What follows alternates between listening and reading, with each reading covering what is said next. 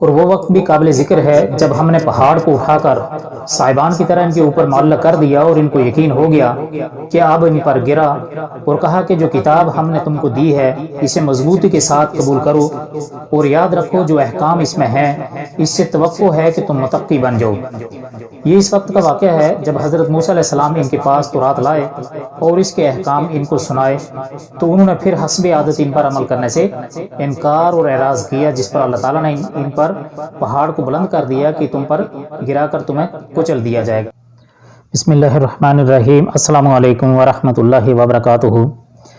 محترم ناظرین، آپ دیکھ رہے ہیں یوٹیوب چینل حسن خورشید اوان اور میں خورشید احمد ہوں۔ آئیے قرآن پڑھنے کے سلسلے میں ہمارا آج کا سبق ہے سورۃ الاعراف کی آیت نمبر 158 سے آیت نمبر 171 تک کا ترجمہ اور تفسیر۔ رب اشرح لی صدری ویسر لی امری واحلل عقدۃ من لسانی یفقہوا قولی۔ رب زدنی علما رب زدنی علما رب زدنی علما۔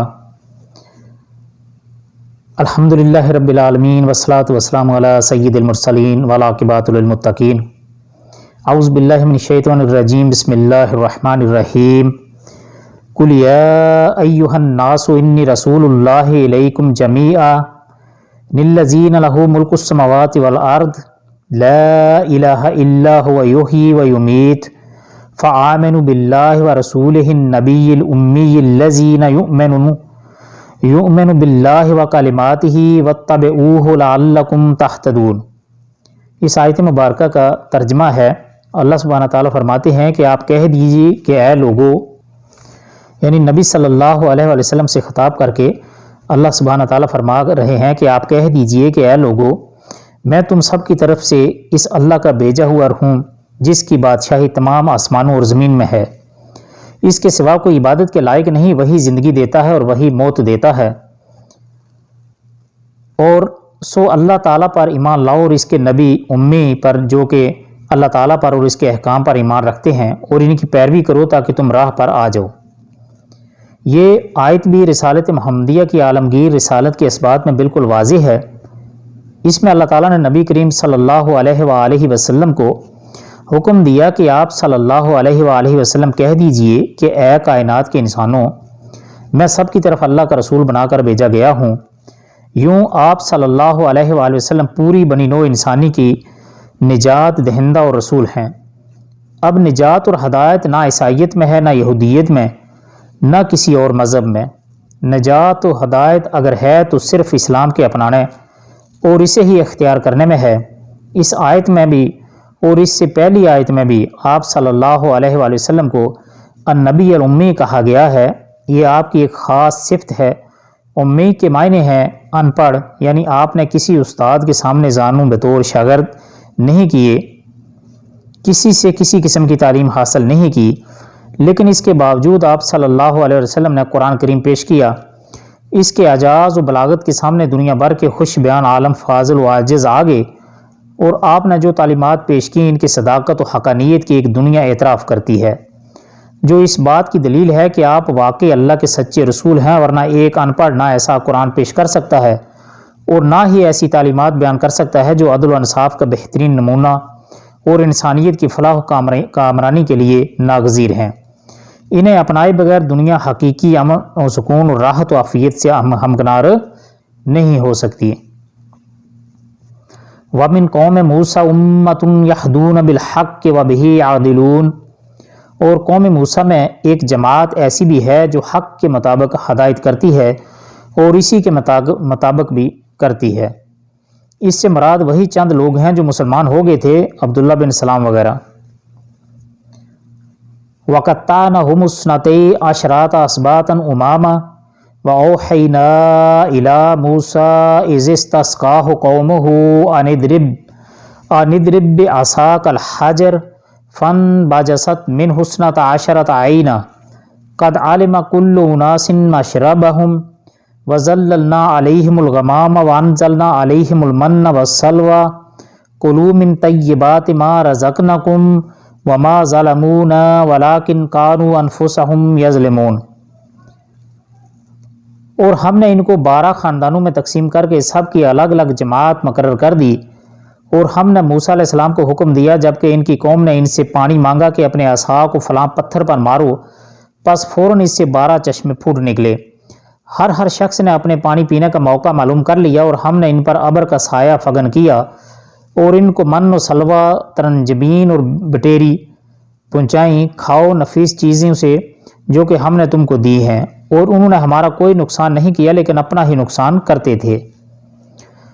اسباط یعنی سبت کی جمع ہے، بامعنی پوتا، یہاں اسباط قبائل کے معنی میں ہے، یعنی حضرت یعقوب علیہ السلام کے 12 بیٹوں سے 12 قبیلے معرض وجود میں آئے۔ ہر قبیلے میں اللہ تعالیٰ نے ایک نقیب کا مطلب نگران بھی مقرر فرما دیا۔ یہاں پر اللہ تعالیٰ ان 12 قبیلوں کی بعض صفات میں ایک دوسرے سے ممتاز ہونے کی بنا پر ان کے الگ الگ گروہ ہونے کا بطور احسان ذکر فرما رہا ہے۔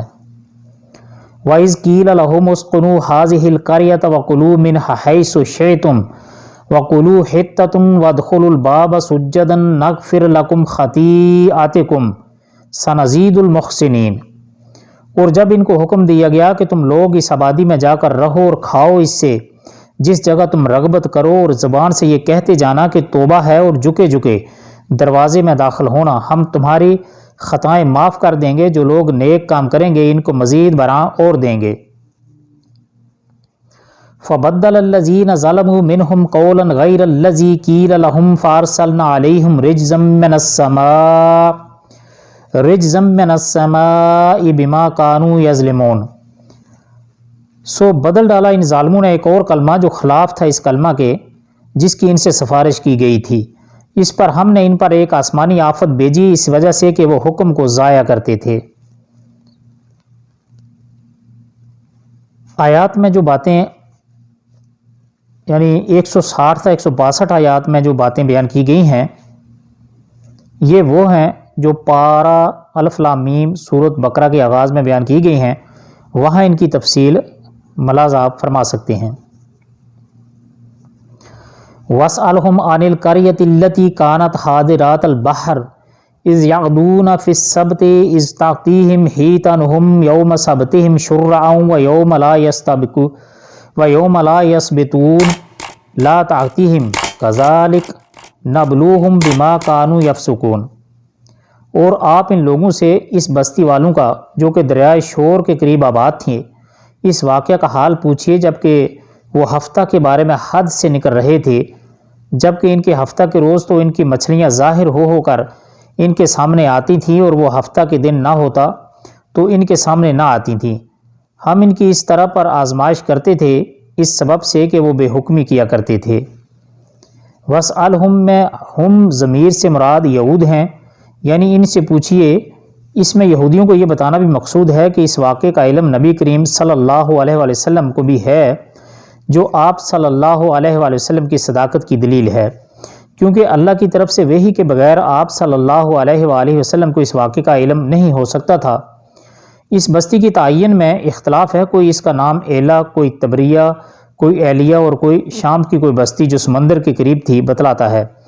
مفسرین کا زیادہ رجحان ایلا کی طرف ہے جو مدین اور کوہ طور کے درمیان دریائے کلزم کے ساحل پر واقع تھی۔ حیتان حوت یعنی مچھلی کی جمع ہے، شرن شارے کی جمع ہے، معنی ہے پانی کے اوپر ابر کر آنے والیاں۔ یہ یہودیوں کے اس واقعے کی طرف اشارہ ہے جس میں انہیں ہفتے والے دن مچھلیوں کا شکار کرنے سے منع کر دیا گیا تھا، لیکن بطور آزمائش ہفتے والے دن مچھلیاں کثرت سے آتیں اور پانی کے اوپر ظاہر ہو کر انہیں دعوت شکار دیتیں، اور جب یہ دن گزر جاتا تو اس طرح نہ آتیں۔ بالآخر یہودیوں نے ایک حیلہ کر کے حکم الہی سے تجاوز کیا کہ گڑھے کھود لیے تاکہ مچھلیاں اس میں پھنسی رہیں، اور جب ہفتے کا دن گزر جاتا تو پھر انہیں پکڑ لیتے۔ وَإِذْ قَالَتْ أُمَّةٌ مِّنْهُمْ لِمَا تَعِظُونَ قَوْمًا اللَّهُ مُهْلِكُهُمْ أَوْ مُعَذِّبُهُمْ عَذَابًا شَدِيدًا قَالُوا مَعْذِرَةً إِلَىٰ رَبِّكُمْ وَلَعَلَّهُمْ يَتَّقُونَ۔ اور جب کہ ان میں سے ایک جماعت نے یوں کہا کہ تم ایسے لوگوں کو کیوں نصیحت کرتے ہو جن کو اللہ کا بالکل ہلاک کر دینے والا ہے، یعنی جن کو اللہ بالکل ہلاک کرنے والا ہے یا ان کو سخت سزا دینے والا ہے۔ انہوں نے جواب دیا کہ تمہارے رب کے روبرو عذر کرنے کے لیے اور اس لیے کہ شاید یہ ڈر جائیں۔ اس جماعت سے صالحین کی وہ جماعت مراد ہے جو اس حیلے کا ارتکاب بھی نہیں کرتی تھی اور ہیلا گروں کو سمجھا سمجھا کر ان کی اصلاح سے مایوس بھی ہو گئی تھی۔ تاہم کچھ اور لوگ بھی سمجھانے والے تھے جو انہیں واعظ نصیحت کرتے تھے۔ صالحین کی یہ جماعت انہیں یہ کہتی کہ ایسے لوگوں کو واعظ و نصیحت کا کیا فائدہ جن کی قسمت میں ہلاکت و عذاب الہی ہے، یا اس جماعت سے وہی نافرمان و تجاوز کرنے والے مراد ہیں جب ان کو واعظ و نصیحت کرنے والے نصیحت کرتے تو یہ کہتے کہ جب تمہارے خیال میں ہلاکت یا عذاب الہی ہمارا مقدر ہے تو پھر ہمیں کیوں واعظ کرتے ہو؟ تو وہ جواب دیتے کہ ایک تو اپنے رب کے سامنے معذرت پیش کرنے کے لیے تاکہ ہم تو اللہ کی گرفت سے محفوظ رہیں، کیونکہ معصیت الہی کا ارتکاب ہوتے ہوئے دیکھنا اور پھر اسے روکنے کی کوشش نہ کرنا بھی جرم ہے جس پر اللہ تعالیٰ کی گرفت ہو سکتی ہے، اور دوسرا فائدہ یہ کہ شاید یہ لوگ حکم الہی سے تجاوز کرنے سے باز ہی آ جائیں۔ پہلی تفسیر کی رو سے یہ 3 جماعتیں ہوئیں۔ نمبر 1 نافرمان اور شکار کرنے والی جماعت، نمبر 2 وہ جماعت جو بالکل کنارہ کش ہو گئی، نہ وہ نافرمانوں میں تھی نہ منع کرنے والوں میں، نمبر 3 وہ جماعت جو نافرمان بھی نہیں تھے اور بالکل کنارہ کش بھی نہیں ہوئی تھی بلکہ نافرمانوں کو منع کرتی تھی۔ دوسری تفسیر کی رو سے یہ 2 جماعتیں ہوں گی، ایک نافرمانوں کی اور دوسری منع کرنے والوں کی۔ فَلَمَّا نَسُوا مَا ذُكِّرُوا بِهِ أَنجَيْنَا الَّذِينَ يَنْهَوْنَ عَنِ السُّوءِ وَأَخَذْنَا الَّذِينَ ظَلَمُوا بِعَذَابٍ بَئِيسٍ بِمَا كَانُوا يَفْسُقُونَ۔ سو جب وہ اس کو بھول گئے جو ان کو سمجھایا جاتا تو ہم نے ان لوگوں کو تو بچا لیا جو اس بری عادت سے منع کیا کرتے تھے، اور ان لوگوں کو جو کہ زیادتی کرتے تھے ایک سخت عذاب میں پکڑ لیا اس وجہ سے کہ وہ بے حکمی کیا کرتے تھے۔ یعنی واعظ و نصیحت کی انہوں نے کوئی پرواہ نہیں کی اور نافرمانی پر اڑے رہے، یعنی وہ ظالم بھی تھے، اللہ تعالیٰ کی نافرمانیوں کا ارتکاب کر کے انہوں نے اپنی جانوں پر ظلم کیا اور انہیں جہنم کا ایندھن بنا لیا، اور فاسق بھی کہ اللہ کے حکموں سے سرتابی کو انہوں نے اپنا شیوا اور وتیرہ بنا لیا تھا۔ فَلَمَّا عَتَوْا عَن مَّا نُهُوا عَنْهُ قُلْنَا لَهُمْ كُونُوا قِرَدَاةً خَاسِئِينَ، یعنی جب جس کام سے ان کو منع کیا گیا تھا اس میں حد سے نکل گئے تو ہم نے ان کو کہہ دیا تم ذلیل بندر بن جاؤ۔ عطوا کے معنی ہیں جنہوں نے اللہ کی نافرمانی میں حد سے تجاوز کیا۔ مفسرین کے درمیان اس امر میں اختلاف ہے کہ نجات پانے والے صرف وہی تھے جو منع کرتے تھے اور باقی دونوں عذاب الہی کی زد میں آئے، یا زد میں آنے والے صرف معصیت کار تھے، باقی 2 جماعتیں نجات پانے والی تھیں۔ امام ابن کثیر نے دوسری رائے کو ترجیح دی ہے۔ وَإِذْ تَأَذَّنَ رَبُّكَ لَيَبْعَثَنَّ عَلَيْهِمْ إِلَى يَوْمِ الْقِيَامَةِ مَنْ يَسُومُهُمْ سُوءَ الْعَذَابِ إِنَّ رَبَّكَ لَسَرِيعُ الْعِقَابِ وَإِنَّهُ لَغَفُورٌ رَحِيمٌ۔ اور وہ وقت یاد کرنا چاہیے کہ آپ کے رب نے یہ بات بتلا دی کہ وہ ان یہود پر قیامت تک ایسے شخص کو ضرور مسلط کرتا رہے گا جو ان کو سزائے شدید کی تکلیف پہنچاتا رہے گا۔